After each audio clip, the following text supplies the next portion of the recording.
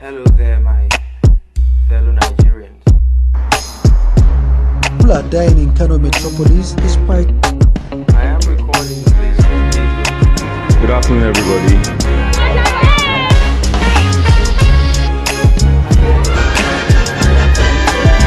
Discussing about whether Nigeria should break up or not, and then we'll go on to other things. Absolutely, sir. Mm. We're live now, sir. No problem. Okay. Good afternoon, ladies and gentlemen. This is Ayo Dada of Matters Arising. I am honored to have Dr. Richard Ikiebe, a true son of the soil, a great Nigerian, philanthropist. I don't like using the word activist. I like to call them, civil rights. I don't know the right word right now, but yes, Dr. Richard Ikiebe, since 2012, he was the director and senior fellow of the Center for Leadership in Journalism, Pan-African University, Lagos. He has engaged in what a foremost Nigerian political scientist and media scholar, Professor Adigun Agbaje, described as extensive and intensive path-breaking research under Nigerian Media's 75 project, which was designed to fill fundamental and historical gaps in the study of the Nigerian media. Currently, Dr. Ikiebe is engaged in the final stages of a doctoral research work at the University of Westminster, the United Kingdom. His current research focuses on the press, national elections, the politics belonging in Nigeria. Dr. Ikiebe is also a teacher. He's a member of the Faculty School of Media and Communications SMS in the Pan-Atlantic University, Lagos, Nigeria, where he's a senior fellow and director of the Center for Leadership in Journalism. He's a coach, essentially in the pursuit of knowledge. Media scholarship is a particularly unique form of knowledge pursuit. Dr. Ikiebe has been fighting for all over the world. In England, in America, he's met with the who is who's political office holders in all of these countries and Western nations to bring light into what is going on in Nigeria, especially in southern Kaduna. I'm hereby very, very proud to present to you Dr. Richard Ikiebe. Thank you very much, sir, for honoring our request for this interview this afternoon and evening in England. Thank you so much, sir. Thank you very much. I appreciate this. Thank you for the extensive introduction. I was getting a bit embarrassed. I think there was a bit there that I don't know which of my online access you got it from, because some things have changed in that bio, Right. but nevertheless, let's continue. I'll ask my people to search out where the glitch is, but it's due to my own social media illiteracy that is showing up there now. But it's okay. Thank you very much, sir. You're welcome Yes, to the program. thank you. Yes, sir. So yes, sir. I'd like to actually start us off this evening about what you think the situation is in southern Kaduna and the Middle Belt. What is going on in those areas? Because the Nigerian government, I believe, from what I've read, is kind of underplaying the seriousness of what is happening in that area of the country, sir. Yeah, the whole of the Middle Belt, indeed the whole of the country. I'm not sure anyone in any part of Nigeria sleeps with his two eyes closed now. Sometime last year, was it this year, the Niger State governor raised an alarm and said that Boko Haram has hoisted their flag merely 2 hours drive from Abuja, which is the seat of the federal government. And up till now, I don't think there was a response from the federal government on that, or if anything definite was done to flush them out. So really, I'm not sure. It's not the issue of Nigeria as we have it. The issue that we faced is not limited to the Middle Belt or Southern Kaduna, or it just basically moves from one spot to the other. And those who are more intelligent and more knowledgeable than I have discerned that there is a pattern to the movement. It's not a haphazard movement. So right now it's oscillating between north, just north, they call it just north, which shares boundary with Southern Kaduna. So sometimes you hear there is killings in just north, then you among the Irigwe people, then you hear that there are killings in Southern Kaduna, and all of it is actually the same people. You know, some spill into Kaduna, some spill into part of Plateau. So the killings is there. There are killings in Niger State. There are killings in Zamfara, in Katsina. Of course, there are killings in the Boko Haram enclaves of Borno. So it basically moves like an organism into different parts of the country. Now we are reading that parts of people in Sokoto are now locating. I think before it was people in Katsina who were now relocating and going to stay in Niger Republic, and Wow. some Yoruba people have relocated to Benin Republic so that they can have some peace. So it's all over the country. I'm just buttressing the point that it's not limited to Middle Belt. Middle Belt is the epicenter, yes. Benue is an epicenter, yes. But it's all over the country. There's hardly anywhere that is safe. Thank you, sir. One thing for sure is Nigerians are definitely suffering from this terrible insecurity that is ongoing. Sir, what do you think can be done to stem the tide of these killings that are being underreported, in my opinion, and in the opinion of a lot of Nigerians, many Nigerians? We believe that, and it seems that the Nigerian government is trying to muscle or to keep the press quiet in the reportage of this happenings. What do you think, sir? What is the solution? Where do we go from here?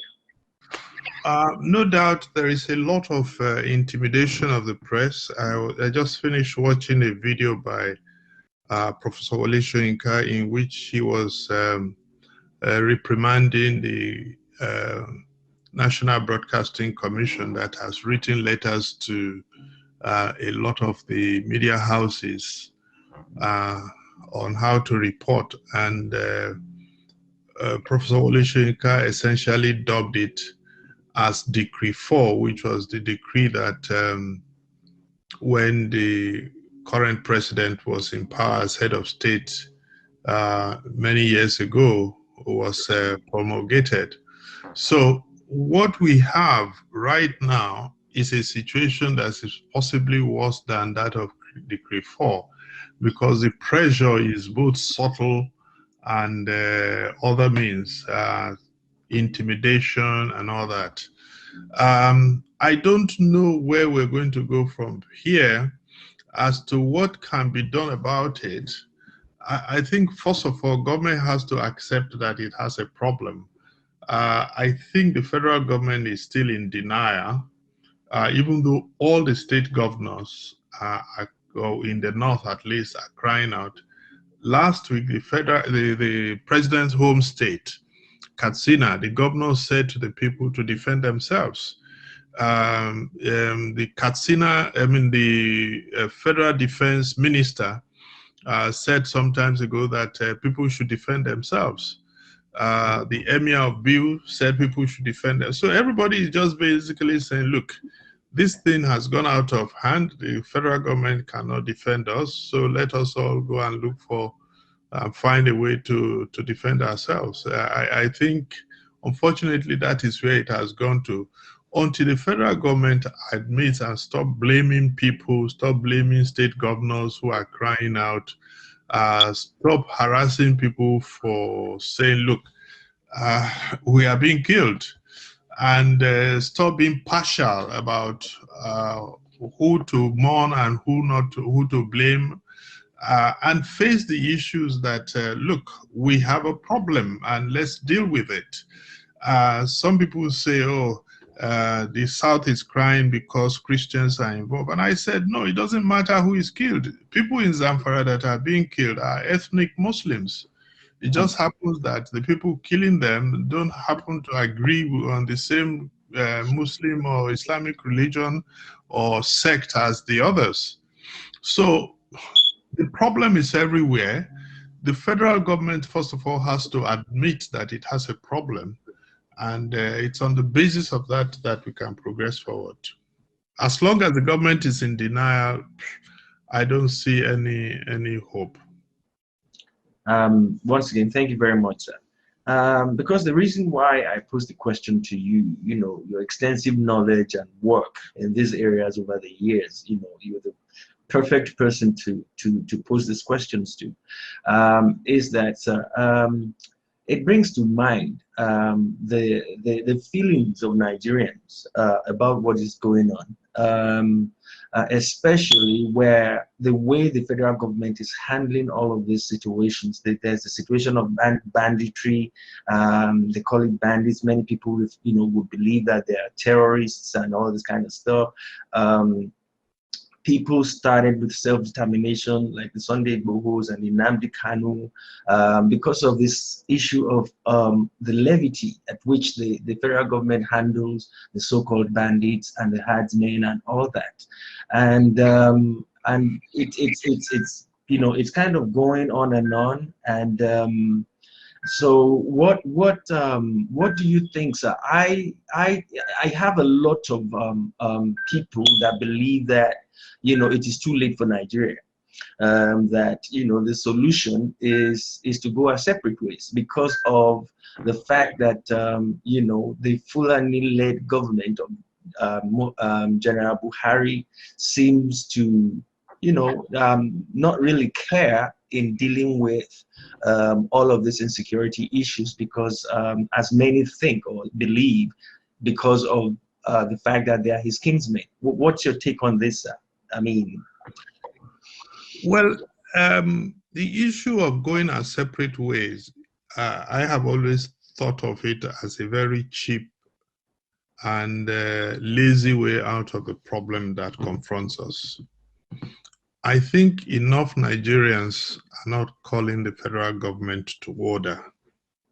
Enough Nigerians, particularly those of you who are in the diaspora, if the Nigerian population in America were to organize themselves and systematically and consistently make demands on the American government, on the Nigerian government, and not be so lost chasing the American dream. If the Nigerians resident in the UK and in other places in Canada were to consistently and systematically make demands on their various governments and on the Nigerian government, a lot will be done. I don't think this is the time to start calling for everybody go their separate ways. Let's exhaust all the options first. When we engage a recalcitrant government, we imagine that the best way out is to quickly get out and have our own various country. It doesn't happen that way. this same, we are the same Nigerians that confronted the Abacha regime. And I didn't hear anybody saying, let's go our separate ways then. It's when we have tried the other, we have a constitution that doesn't work. Let's demand for a new constitution. We are the people. They are governing us. Except if we believe that, oh, okay, let's throw up our arms. There is nothing we can do about this. We elected them. You know, the other day, some people in Abia called their various senators to order and said, why did you vote in this particular way? And the senators had to apologize because they know that the people are now coming to make demands. So I think we have not fought yet. We have two gentlemen, Sunday Igboho and Nnamdi Kanu. I have a lot of respect for them. They stood up, they chested out, and they are making demands. And we are quickly running into either camps and say, yes, this is the way to go. No, let's stay and fight. This is our nation. Why must we surrender the nation to the Fulanis? It's a much more difficult path to tread if we say that is the way we want to go, because we have to go have series of referendums, we have to go to the United Nations. Listen, power is not given. Most Nigerians assume that because we are in the right, because we are the ones being killed, if we demand to go, we will go. No, power is, you wrestle power, you demand for power, you fight for power. And most people who have power don't give it up easily. And what we are asking now is for people to just give us power, and it's not going to happen. Why do you think they are still chasing Igboho? Why did they chase Nnamdi Kanu all the way to Kenya and grabbed him and brought him back? You think it's so easy? So I think it's because most Nigerians don't want to take the responsibility of making demands that they ought to make of this government, and particularly the Nigerian elite, particularly the Nigerians in diaspora. I think it's a very lazy and easy way out. Or we think it is, but it's not going to be easy, I can assure you that. Thank you very much, sir. On the issue of this, I love the fact that you touched on the issue of Nigerians in the diaspora. I happen to know a few, and you know, of Nigerians in the diaspora that are really doing everything within their powers. They've written to their representatives, local and state and even federal.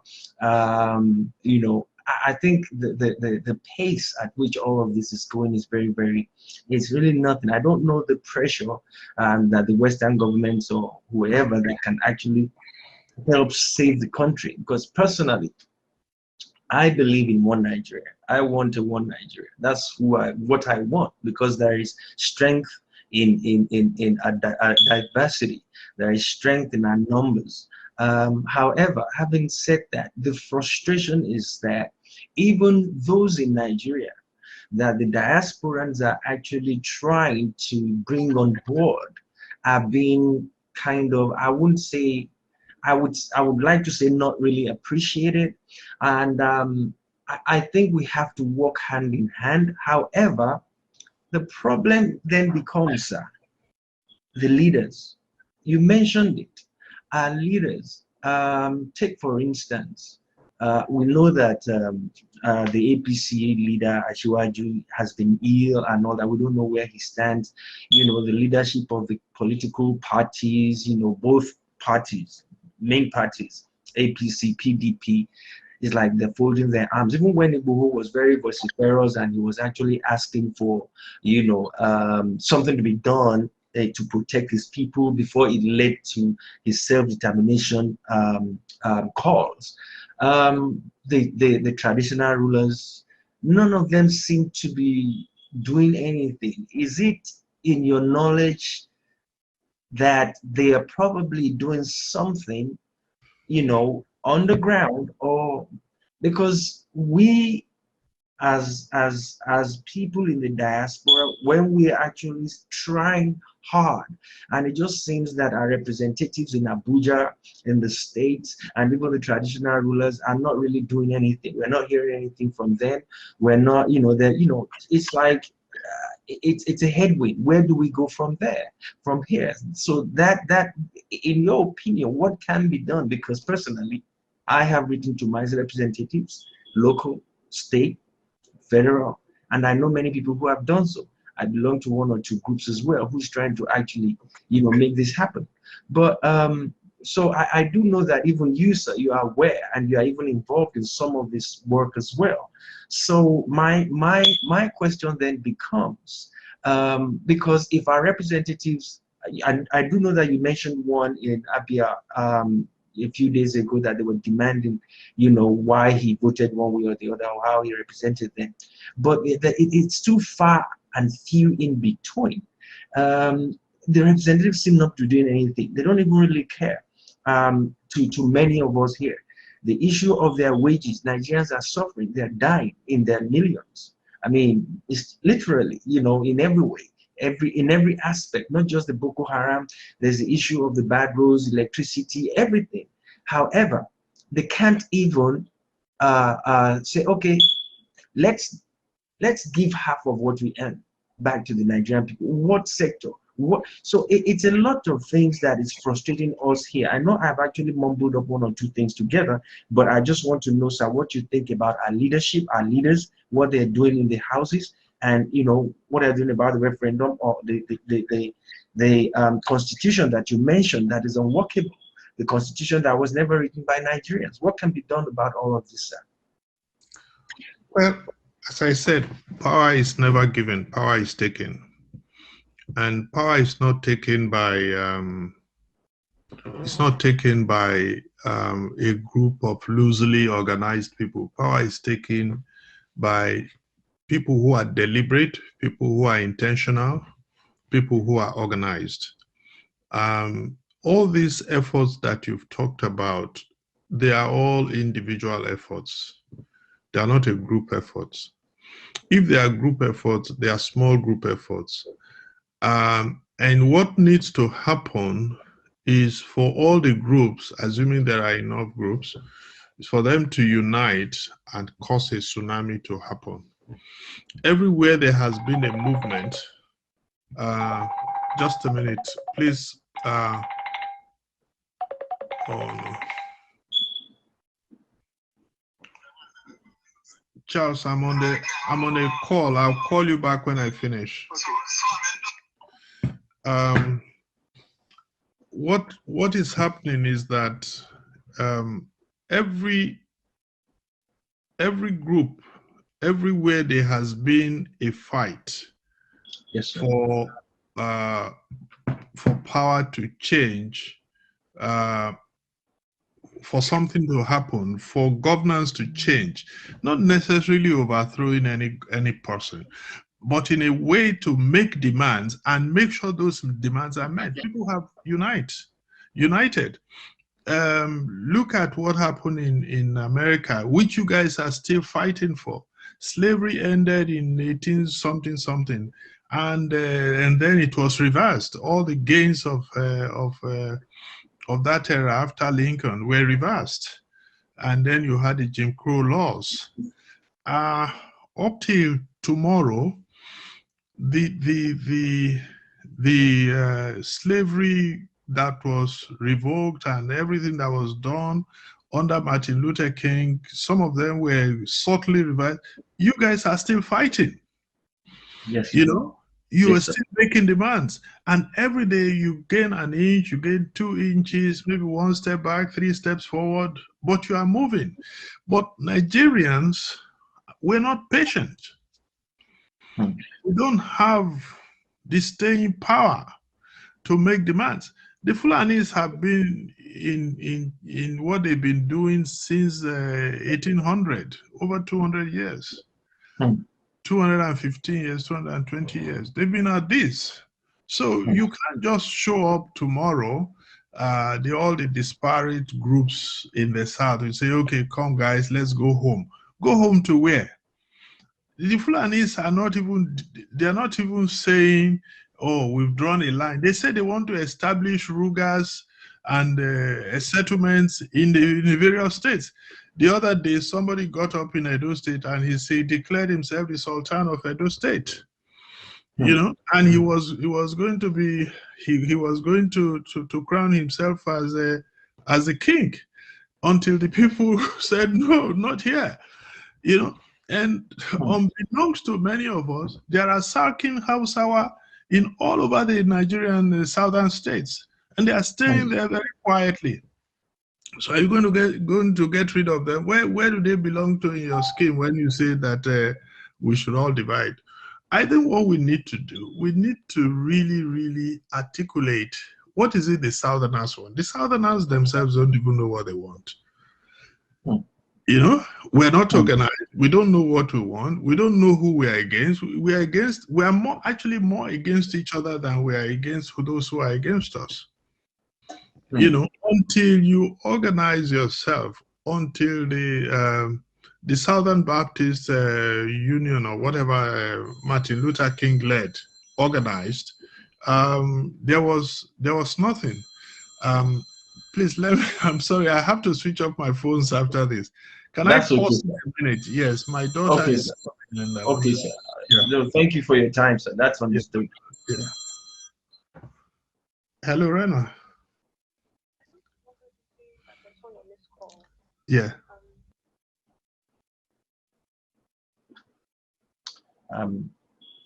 Yes, so sorry guys. Dr. Ikiebe will be back with us in a minute. As you can understand, he's a very busy man.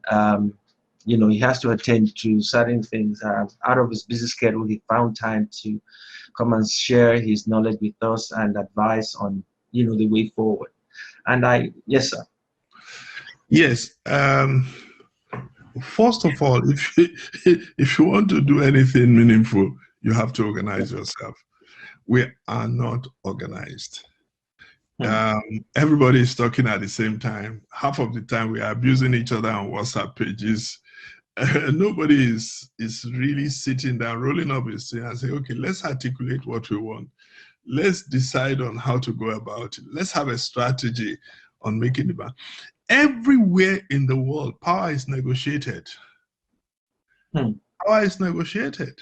The Republicans in the country where you stay in America, they left power in January, but they have not stopped talking. They have not stopped nibbling at Biden every day. They are negotiating for a stake. They are negotiating to be part of the decision making. You know, it's not a winner take all. We're not ready to play politics. We send out the worst of us to the various assemblies, and the people who have the power right now, they are well resourced. They are very well organized. They are not many. They're not they don't have the big followership we imagine, but they are organized. They have a hierarchy. They say to this, go, and he goes. They say to that, come, and he comes. So until the South organizes itself, because that's the basis of politics, isn't it? The basis of politics is that people are organized and they make demands. They are organized. The elite in the South, I dare say we are lazy. A lot of us, maybe because of the situation in which we find ourselves, the situation where every need you have to go to Abuja, you have to go to the federal government to get this need met and that need met. So a lot of people find out that, look, I better protect what I'm getting. So the elite have to own up to the situation that Nigeria finds itself in today. And I don't think I don't think it's a 100-meter dash to get to Nigeria where it has to be. Or those who say they want to go and agitate for Biafran state or Odua state, I always say good luck to them. But I don't see it happening. Thank you very much, sir. And I know that our time is winding down, but I just want to ask one or two more questions of you, sir. Last year we went through a phase where the Nigerian youths stood up to their oppressors, in the sense that they stood up to the SARS guys, all the NSARS and all this. It was coordinated and well organized, as you've been actually saying. But then it was crushed, terribly crushed by the powers that be. How do you think the youths can actually form, like you said, the Southern youths form an organized front in addressing the challenges which they face? We failed them, obviously. Our generations, the ones older than mine and the ones behind, we fail the youth. How do they get out of this? Because the way it's going, it's like even the moral fabric of the country, which our children need, which the youths need, is kind of being washed away slowly and slightly. They're confused. They don't know which way to go. Some are going into all kinds of things like, fraud, Yahoo, but they're very, very resourceful. The problem is, how do we bring these resources together for them to be able to possibly and probably give us a better Nigeria? Because I think we have failed them, to be honest. And what do you think that we can do to assist them? It's a generation of Facebook and this and that, but they can use that, as we saw during the NSAS, like I said. However, we have a program now, Big Brother Nigeria, which everybody watches, the youth, and it is so to me annoying that they are, maybe because of how they found themselves. How do we channel, if we can get 50-something million of youths voting on a program that does not add value to anyone's life, that the producers are making so much money from, right? How can they use this same power to bring themselves together to address the problems they face? You are aware of what's been going on in Nigeria lately, sir. We have the Saudi Arabians, coming to Nigeria to actually to employ, to take our finished products, doctors away. We can argue about the means or the way they've gone about it, but the fact still remains that the country is losing brain. The youth, everybody wants to get out, but even the television stations they're in it for the money. It's a mess. So what do you think, sir? What's your advice for the youth of Nigeria, sir? Well, first of all, I commend the efforts of the youths during the NSAR period. They perform beyond anybody's expectations. They indeed rattled the present administration up to their core. But I think, again, it's a question of strategy and organization. They were well organized. They were very decent. They were respectful. But well, we talk with hindsight most of the time. I think what the fact that they were crushed is a learning curve. I don't want to say more than that, because everywhere a government feels excessively threatened, they bare their teeth, which is what has happened in Hong Kong. It's everywhere, if any organization, even in the US, at a point when the government felt threatened, the then president went to a church and held up a Bible, and the army chief came with him, and they showed their power in order to quell this. So there's always there's always people trying to get into power and then being resisted. But again, what we have lacked is staying power. What we have lacked is a willingness to, unfortunately, give it the most that it requires in a situation. A gentleman, John Lewis, died last year. Yes, sir. He was buried with honors in America. They knew they were going to be, they knew when they had the Selma match, they knew that the state was going to be waiting for them at the end of the bridge.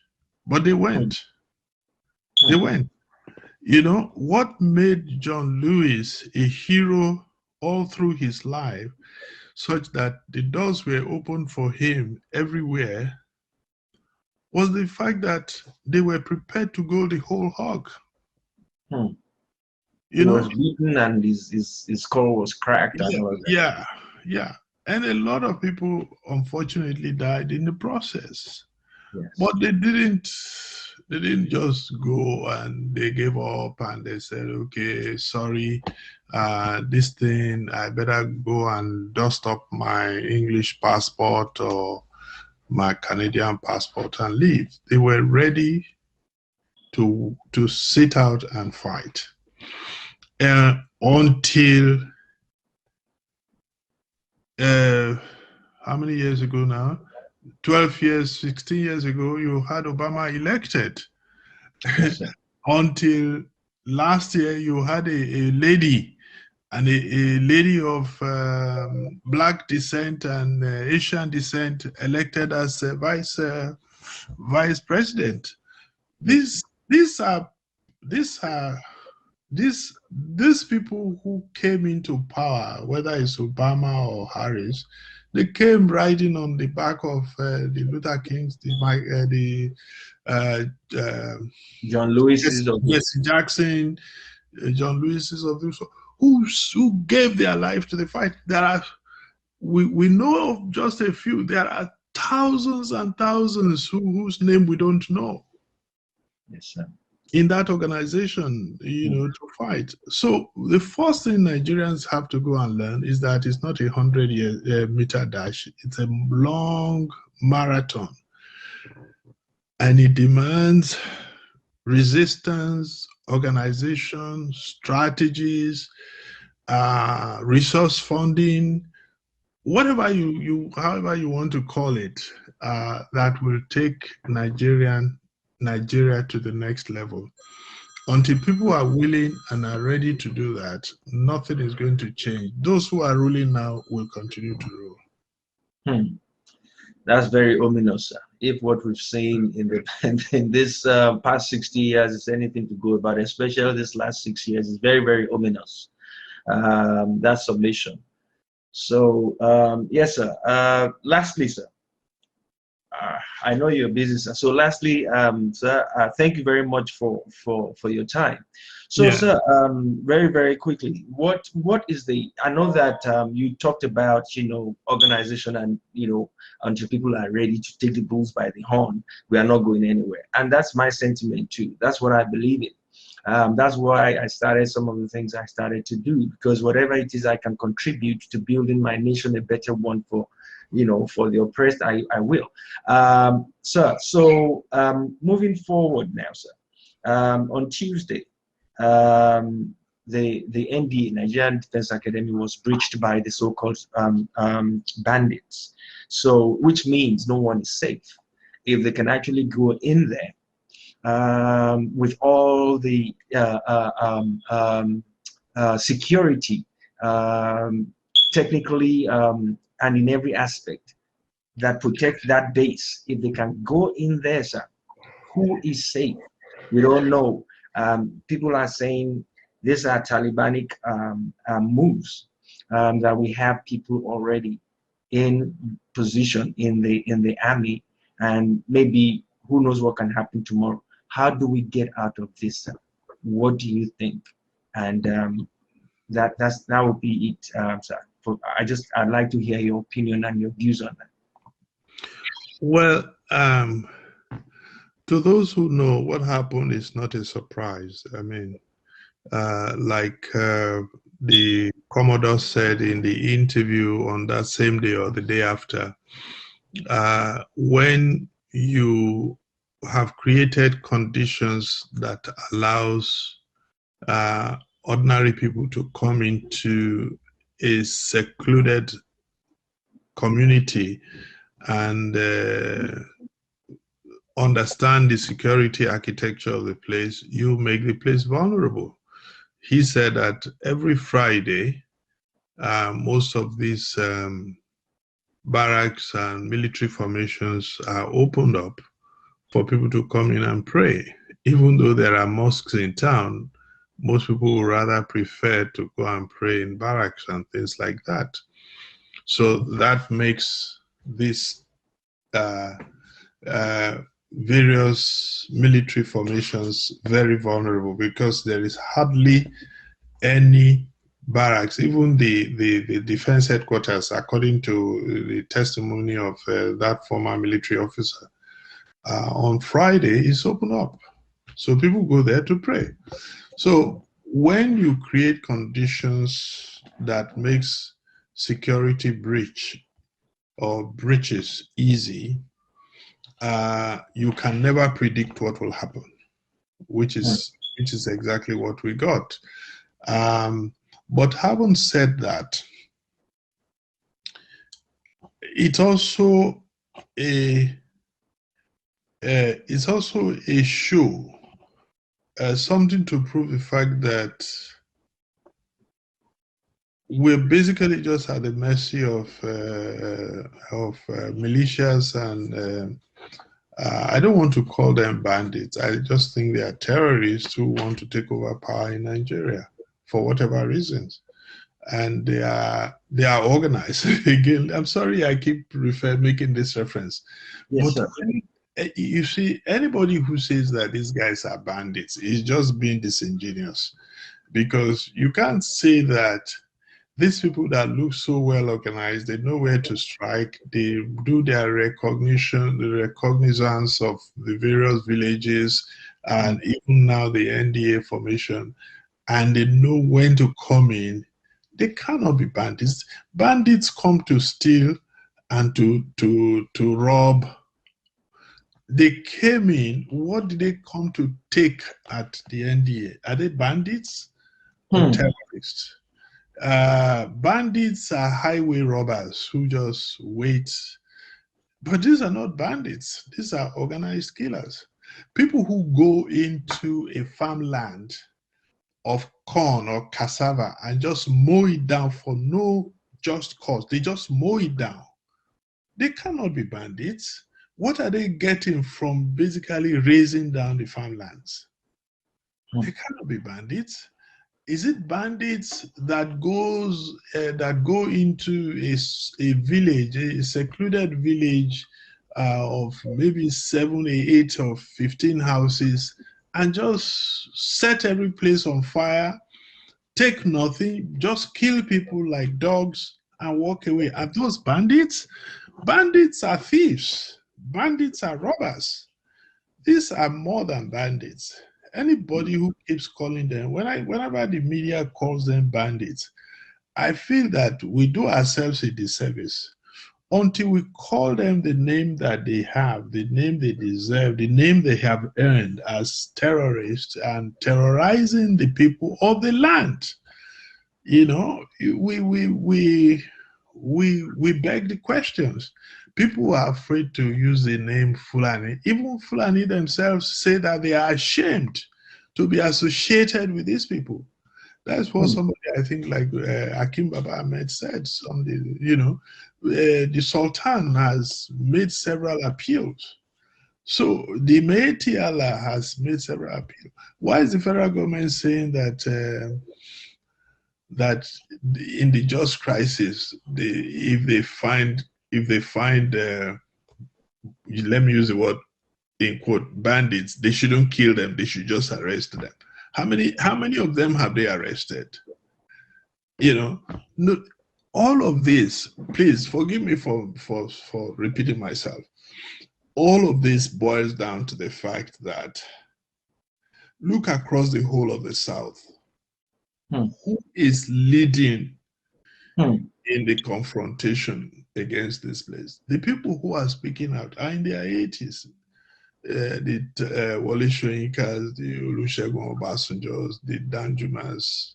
These guys are in their 80s. They have finished their race. You know, except your generation and those below you and the NSAS generation decide. I don't believe in succession. I don't believe in taking on arms, but I believe in arguing your case openly and making demands openly under the law and being organized. You know, that's what I believe in. And that's why we do what we are doing at PSJ. We believe that we must call government to account. And to do that, we produced a book which 300 and something page. We documented all the atrocities as best as we know them. And even then, people are telling us that, oh, you've only told us half the story because the other half was never reported. You know, so Nigeria is the Nigerian state is bleeding, but we have to be determined enough. We have to be interested enough to stop the bleeding, and it is us who must make those determination, and it comes with proper organization. And what I would say to those who are listening to me and who really want to care about Nigeria is get the small group of people around you together. Ask yourself, what can you do within your immediate ecosystem? And then look into other ecosystem and see whether there are people you can partner with to ask questions, to make demands of your political leaders, and begin to articulate what is it we want from these people. Right now, the South doesn't know what it wants. And I don't blame the Fulanis. Honestly, don't blame the Fulanis because this is politics. And they have the upper hand and they are using power as they seem fit. But if there was an opposition, they would try and crush the opposition. That's normal. That's normal.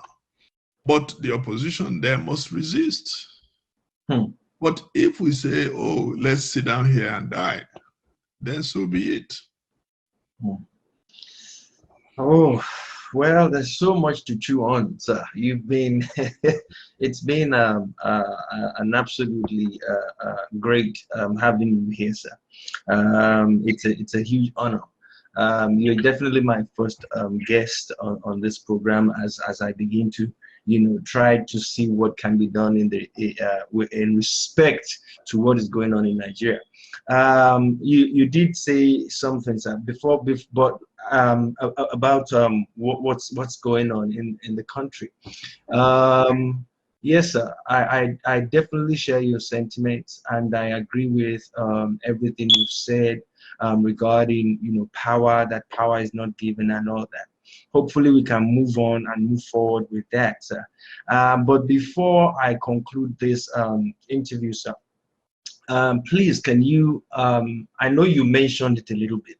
Can you educate people more on what you do at PSJ?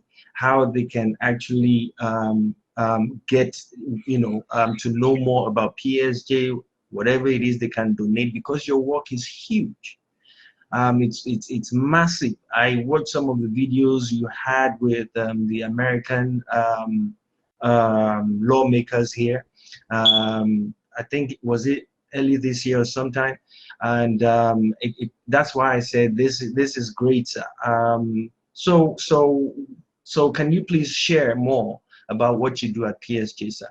Because I'm sure this is going to go to a large audience. Okay. Well, at PSJ, what we try to do is to alert Nigerians. Earlier this evening, somebody sent me a video of Wale Soyinka, who was commending our book. Let me just show you a copy of it. Give me a second. Okay, sir.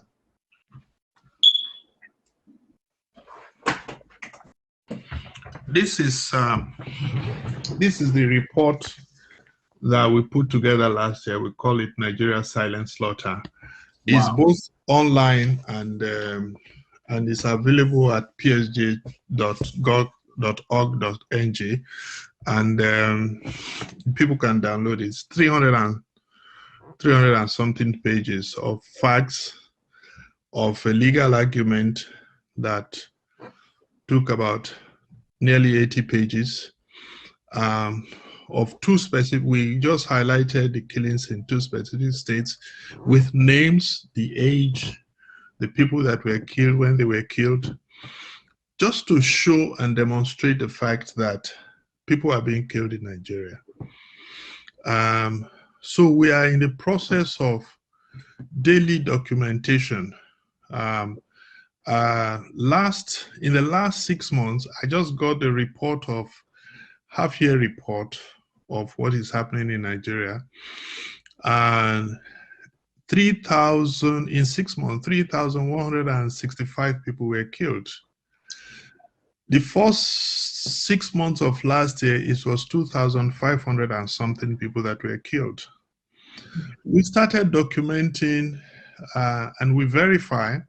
We have people in the field who send us information. We do that because people thought it was a myth that people cannot be dying like this and nobody says anything about it.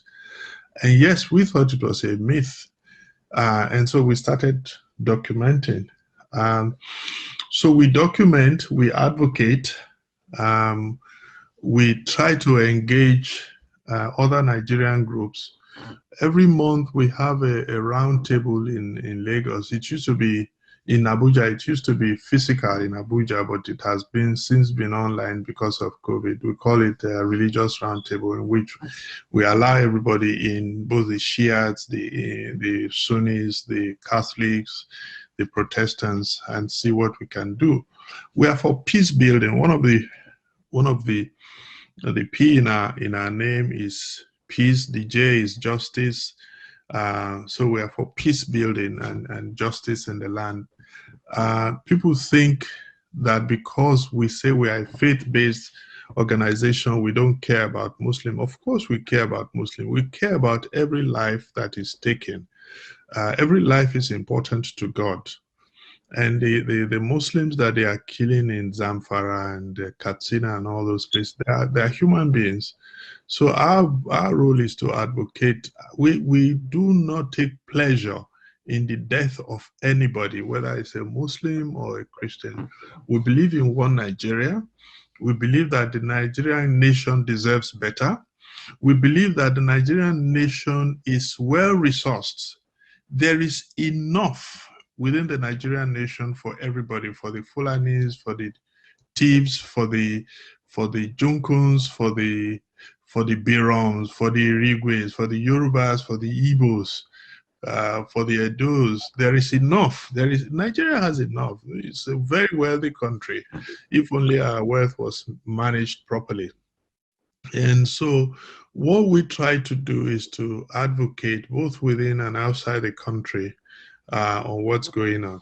This book, we did Silent Slaughter because each time we were engaging people, they would say to us, "Oh, you guys are just recycling the same old story of people being killed." So we decided to document as much of it as we could. And those who know better are telling us that even this compilation is just a scratch, because there are villages that have been wiped out entirely and repopulated. Wow. And their names changed.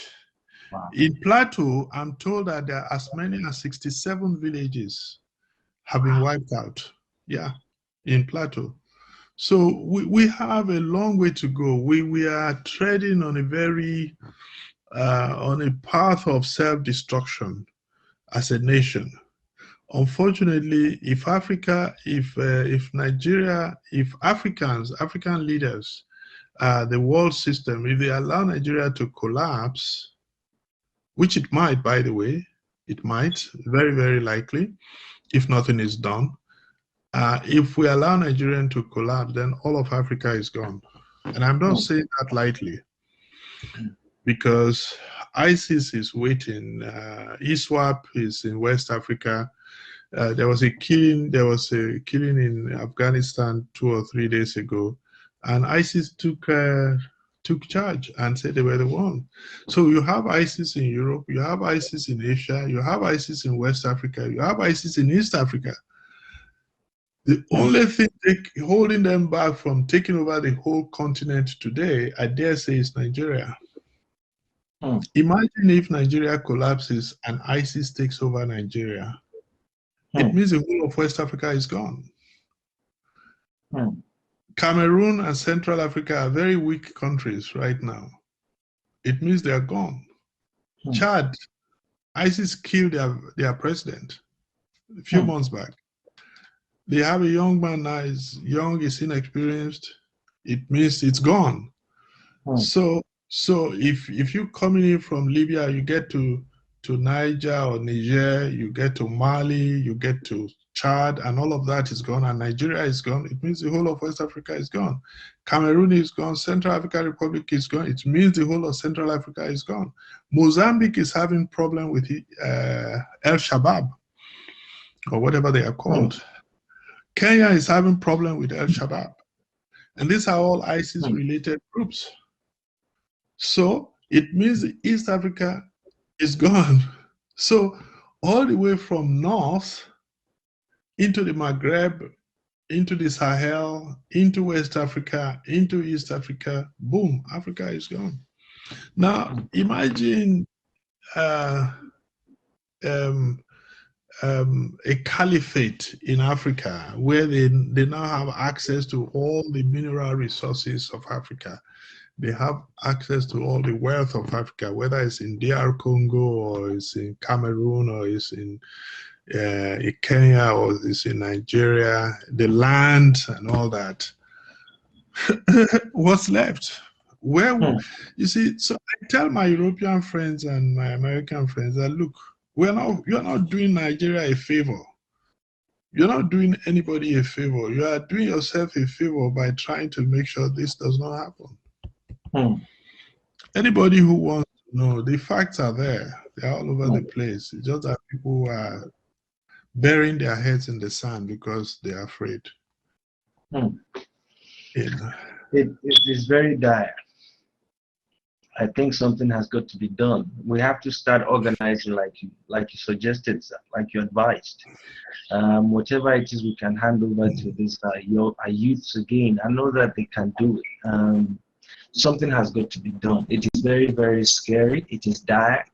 But with your leadership, the kind of leadership you bring, the kind of thoughtfulness, the kind of awareness, and the kind of work you do at PSJ, and all over for Africa, for Nigeria, and for Africa, is very well appreciated by people like me and many of us. We will continue to assist you with prayers and work with you, sir, gladly. And again, sir, is there a website people can go to and visit for PSJ? Yeah, it's psj.org.ng. psj.org.ng.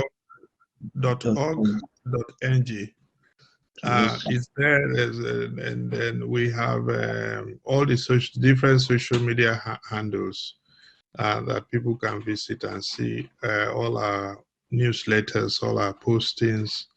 We support the unity of Nigeria. we will support any good government that wants the peace of Nigeria to continue. We declare, and we've always said, there is enough. There are enough resources in Nigeria to sustain all the 200 million odd people in Nigeria. It's just that we have not managed them well. And with the right government, they can be well managed, and nobody will need to kill anybody to possess. There's enough for Fulanis if they will be humble about their needs.